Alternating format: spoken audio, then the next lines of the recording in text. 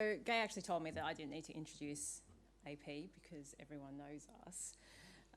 I thought, and initially I thought, wow, cool, we're famous, which obviously someone that's not famous has said that. But let me just work out this fancy button. Advancing. I am going to do a bit of a brief intro because I thought about it and I thought about Prince Harry and his fame, and I wanted to set the story straight up front. So just to give you a bit of an overview, I'll be very quick. I know we're short of time, we're running over.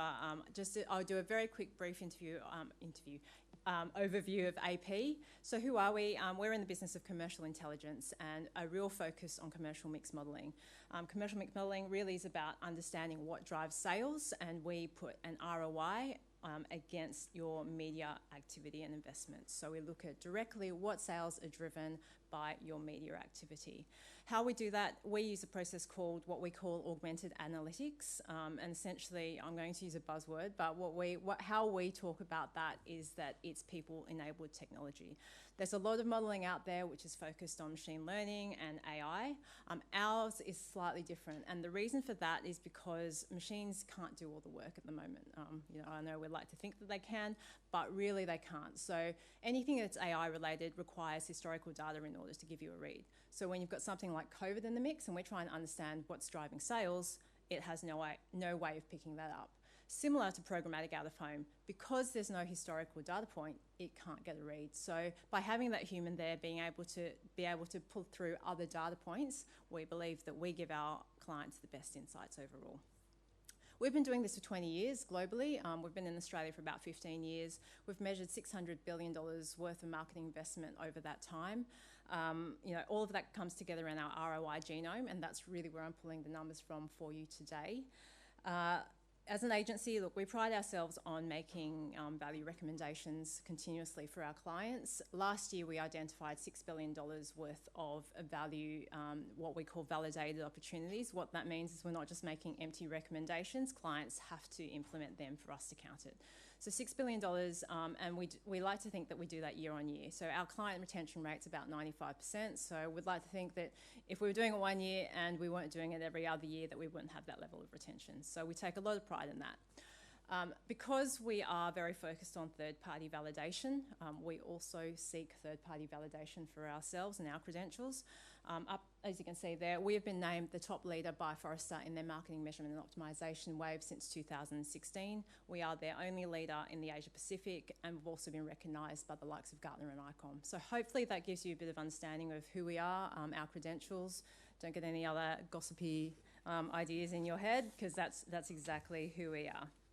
So I'm going to move on now and talk about exactly what we are all interested in. So how does out-of-home sit, first of all? So this is just general out-of-home learnings. Look, if I put up out-of-home up there against other short-term returns for other channels, you can see there highlighted that out-of-home's performance looks relatively mediocre. Now, the real danger here is businesses look at this and run away and go, okay, I'm going to put all of my investment in social, display, search and video, because that's what's going to drive my return on investment.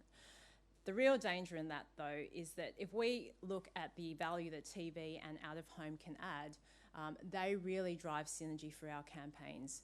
So you can see here, digital returns or online channel returns is 50 versus the TV and out-of-home, and also with out-of-home you get about 1.5 times greater ROI if you can include that within your mix. And why is that? Well, out-of-home still is a great broad reach channel, so it still is a great platform for driving awareness of your campaign and then using those digital channels to provide that reinforcement and the additional nudge. So that's why we see that level of return. Also thinking about total ROI from a total ROI perspective, so not just focused on the short term. We know that TV and out-of-home can help drive that total ROI, which is both short and long-term returns for the business. So yeah, sure, digital can do a good short-term job, but if you really want to drive total returns for your business, include something like out-of-home in your mix, and it's great for those smaller campaigns when you can't afford TV.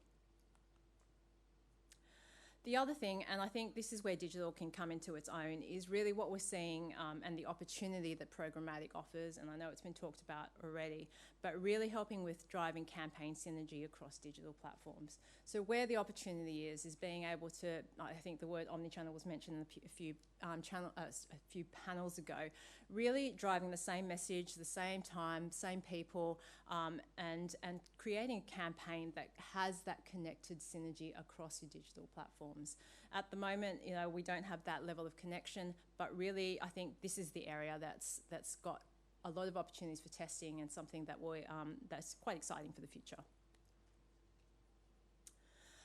So I'm going to talk about creative a lot, but before I talk about that, I want to talk to you about the history of digital out of home and where we've seen it go over time. Now, when digital was first released, so a few years ago, maybe more than that, I don't know, that's probably showing my age, but a few years ago, when digital was first released, the out of home, or the ROIs, I should say, that we saw were consistently strong for digital. Now, I think part of that's driven by the actual sites that were changed over first, because obviously more premium sites were changed over, so they had a stronger performance. Now, if we were to look at the results now, it's a much closer differential between digital and static. What does this mean to you, or what does this mean overall? Really, what this means is that you should have a mix of both digital and static within your marketing mix. No one format is going to work better than the other. Results do differ by format. Now, I don't want you to run away and use these results like this. There's a few things to take into context here. I think what you see overall is that street and retail digital formats are doing better than static, and for large format and transit, they don't do as well. Really, I think what these results reflect is that the dwell time for retail and street is longer, so that when you can use the real, I guess, the total opportunity that digital provides with moving pictures, then retail and street really work, because people can spend that time, they're either loitering at a bus stop or they're walking towards a retail panel, and they can see and experience that whole creative that you've designed.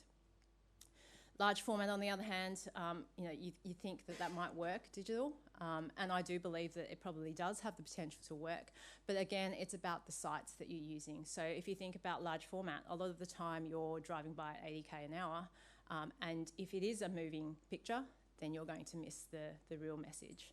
If you're using large format, say in Fed Square, and I'm sitting there waiting for my mate who's always late in Melbourne, then that probably will work if it's a short little moving picture. So it's about, again, the thing I want you to take out from this piece is thinking about the right creative for the right format and how you can leverage that to the best opportunity, because I think these are changing. We've seen even digital versus static over the last few years has changed. The technology, the inventory is going to continue to change, so this is going to change as well. And I think the biggest opportunity overall for digital out of home, and out of home in particular, is really focused on the creative. Now, this is something that people don't really think about that much. Look, placement is a great and important part of the mix, but your copy quality and creative drive 41% of your ROI. That means that, and I think a lot of people are very focused on creating their TVC. What they do is they take the end frame of the TVC, they chuck it on out of home, and that's the extent of the thinking on it. What we have seen, though, because creative is important, that this was a particular case study. So this client decided to treat their out of home like they would a TVC. They actually tested it with consumers. You can see they went to a full extent of neuro-testing their creative. They came up with a creative that obviously really engaged their consumer, and you can see the uplift from that particular campaign that they created. Now, this is not to say that you need to neuro-test everything, because it's probably, to be honest, it's probably a waste of time. But it is about taking the right, taking the right moment. So I think what this shows, what I should be saying is that what this shows is that those emotive moments that are triggered from a neuro creative do work on out of home. So in this particular example, it was a snack food, shall we say, company, not to give too much away. And instead of focusing on that end frame of the TVC, instead of having a pack shot, which is what they would naturally do, and most advertisers do use, they actually heroed their food.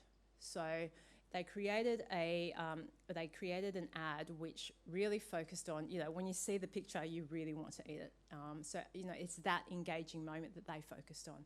So it's thinking about things like that when you're developing your out-of-home creative, because obviously you can see the advantage of the uplift and the potential uplift there is really high. The other thing to have a think about is having the correct message for format. So what we know works is that on large format, typically brand and more emotive messages do work really well on large format. For smaller formats, so I'm thinking street and retail, you can drive more tactical messages. What does that look like for a campaign? I'm not a creative, so you'll have to forgive me in my example, but what you're thinking about is putting your big brand. Okay, if I am a snack food company and I'm launching something new, I'm telling people that I've got this new snack food.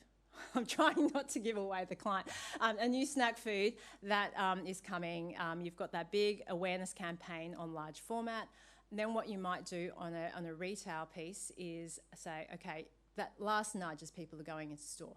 This is our snack food. Remember us? You saw us out there on the big format.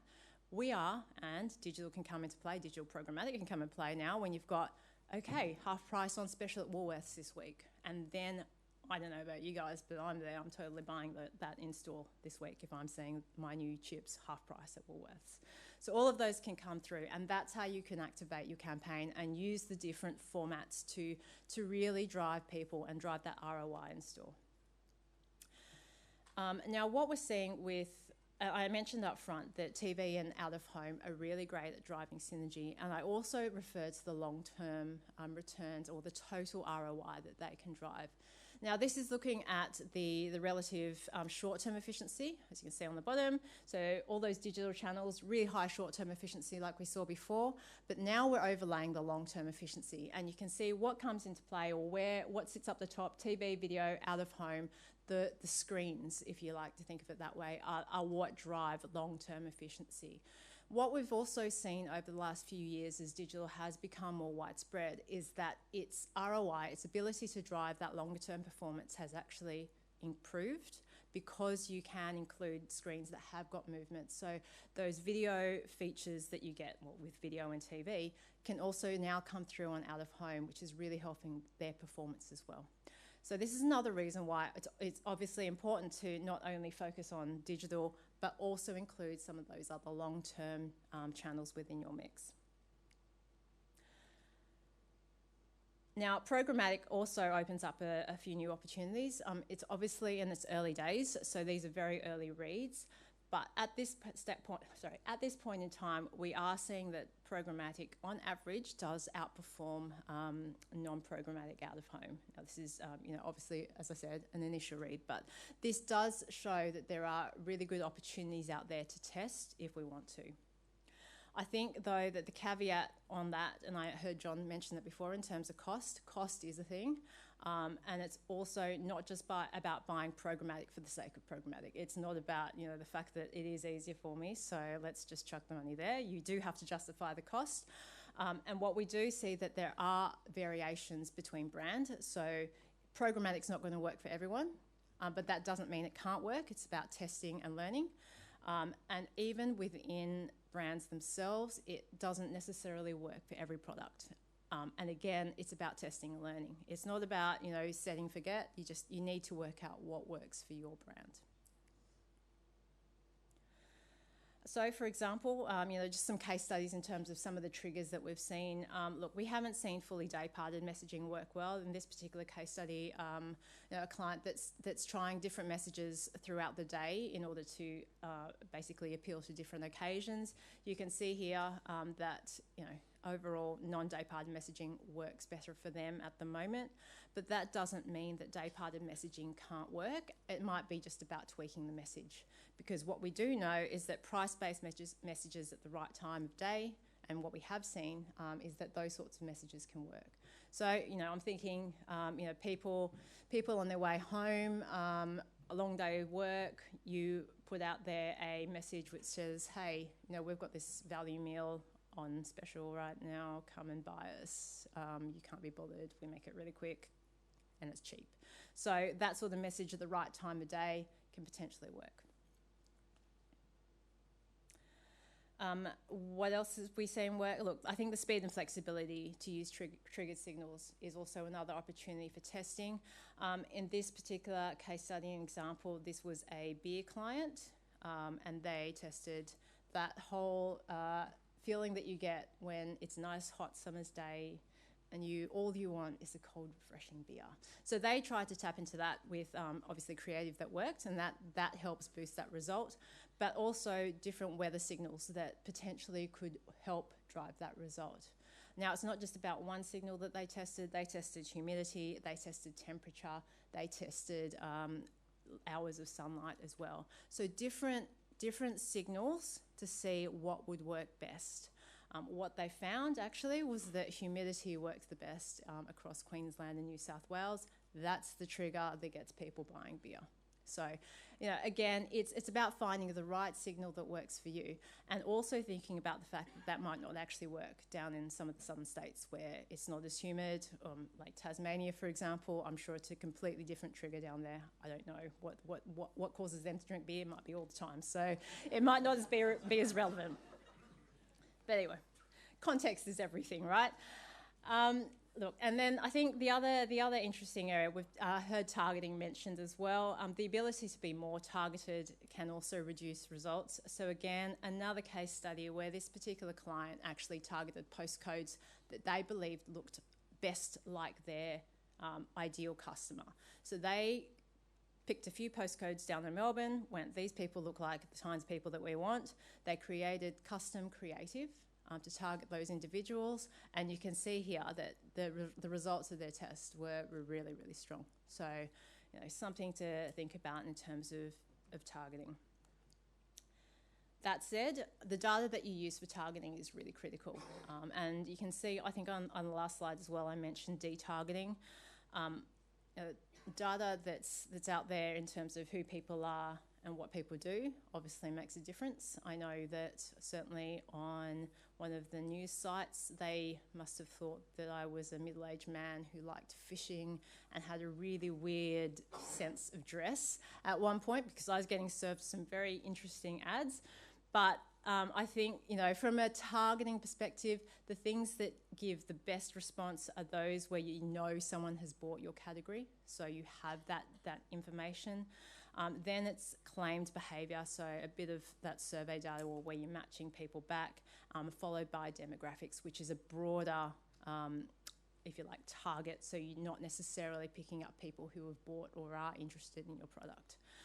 I think the interesting, or perhaps the other flip side on targeting, and the reason why I've talked about detargeting on top of some of those slides, is that we know that reach drives ROI, and that's the same for out of home. That's the same for any campaign that you put out there. We know that highly targeted campaigns are less able to drive a high ROI than those that drive broad reach, and I think it's become more and more obvious in recent times, where more people are focusing on 1PD data. People are going super hyper targeted.